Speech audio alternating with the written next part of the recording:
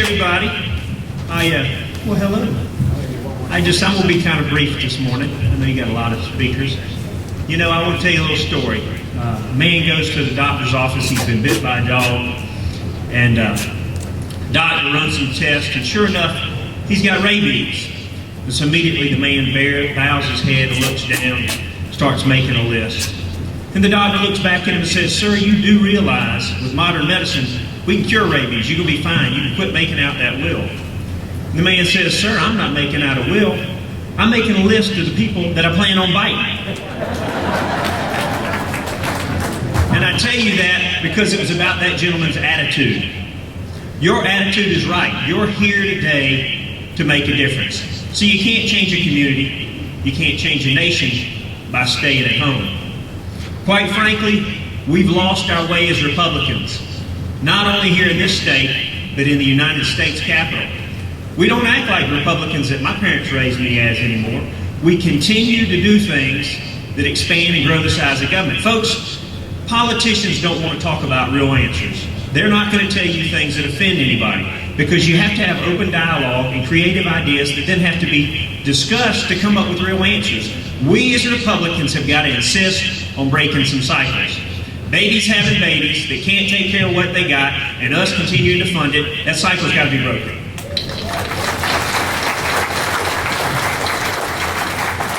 We can't continue to fund that as taxpayers. South Carolina used to be the envy of the country with record job creation. Virginia, under George Allen, he actually got Wayne Sterling to leave South Carolina and come to Virginia because we were leading the country in job creation. We've got to turn it around. Plain and simple, capitalism works. Creating an environment where businesses want to come to South Carolina works. We have to make it conducive so that people want to come to South Carolina. We need an intermodal port right up here in Greenville County. We need an intermodal port where you can take 25,000 trucks off the road just for BMW and Adidas. Off the road, and then you can create new products with the goods and services that come in. We've got to be creative. We need an area in South Carolina that is a green-free zone, where if you're a green company from anywhere in the world and you come to South Carolina, you're tax-free because we want to lead the country in something. We can't continue to beat the drum and think that manufacturing is a thing that we're going to continue to draw millions and millions of people into South Carolina. We've got to be innovative with new technology, new businesses that would want to come to South Carolina. But it all goes back to making South Carolina conducive. If you look at the education system, Greenville County is probably the best in the state. Highest number of PTA schools, highest number of socioeconomic problems that don't exist. What you got to do again is break the cycle. Ask a teacher what the biggest problem in the public school system is today. You know what it is? It's the lack of discipline in the public school. Until you put discipline in the school, you're not going to get the results you want. I substitute taught for 4 years. A teacher should have the authority to remove a disciplinary student, and then we as taxpayers should fund alternative schools for them to go to, whether it's the Willow Gray, John De La Howe, charter schools, school choice, whatever it is. They need to be taken out of that classroom so the rest of the kids that want to learn can learn. And it shouldn't be an administrator making those decisions in the public school system. It needs to be the principal and the teacher.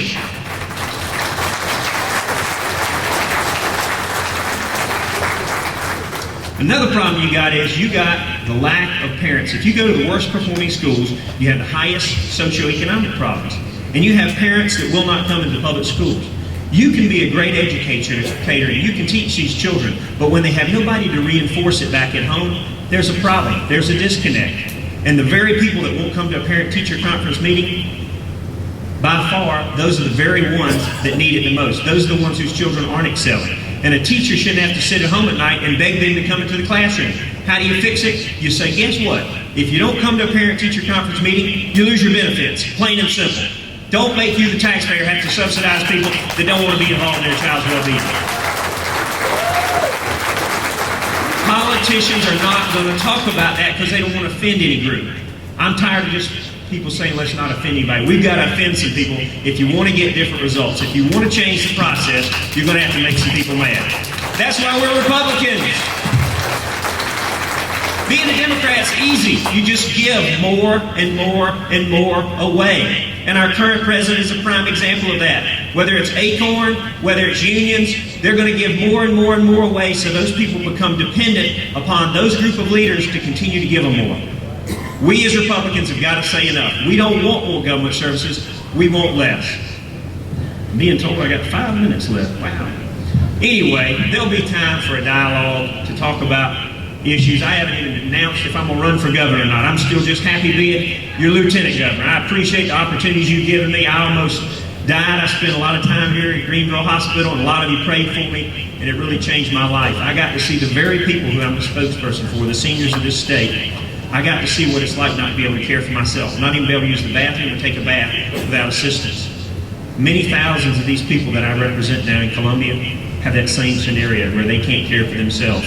South Carolina, we ought to be proud. We're the 5th biggest state in the country now for in-migration. People want to live here. And the average senior that moves to South Carolina comes with over $1 million in assets and over $100,000 in annual income. That is a great thing because they continue to support things within our communities and they don't have kids for us to educate as a whole. That's a good thing. That spreads the taxes over everybody like Henry talked about earlier. What you want is an even base where one certain group of people aren't carrying the load. We need to be more creative in government. Why do we continue to build rest areas on each side of the interstate? Anybody got any idea? Why don't we build them like the one that we have in South Carolina in the middle of the road? You cut the cost in half right off the bat. Wouldn't that make sense? That's what Republicans ought to be proposing. And guess what? After you build it, let's build it bigger than we need it. Why? Because we're going to lease it to Taco Bell, Burger King, McDonald's, let them pay the rent, let them pay the water bill, let them cut the grass, let them keep it clean. So all those expenses you just had, you no longer have, and you actually have revenue coming in instead of revenue going out. That's creative government. Why do we continue to pay architects every time we build a new school? Why don't we have 3 or 4 template drawings and then build that same school over and over and over again? Several $100,000 would be saved for every school. Why not create some type of new approach to that? Then you know where the fire escapes are, so police and fire can immediately get in there and save our children should something bad happen. We've got to be more creative in government. You are here because you want to be involved. I appreciate that. I hope more and more of you will get involved. Go to andrebauer.com or go to Facebook. I love hearing from you. A lot of these ideas I threw out to you today, I didn't come up with. Somebody else told me about it. And I continue to propose those as we change the dynamics of aging in South Carolina. We've cut aging 23% now because of budget cuts, but only 2% have gone to the people we serve through creative government. I look for your ideas. I look for talking about future offices over the summer and the fall. We're more than a year out before even a primary, so I think we're a little premature to get started right now when we all have jobs we're supposed to be doing in Columbia. But I thank you for your prayers, I thank you for your leadership, and I thank you for you being involved today. Have a blessed convention.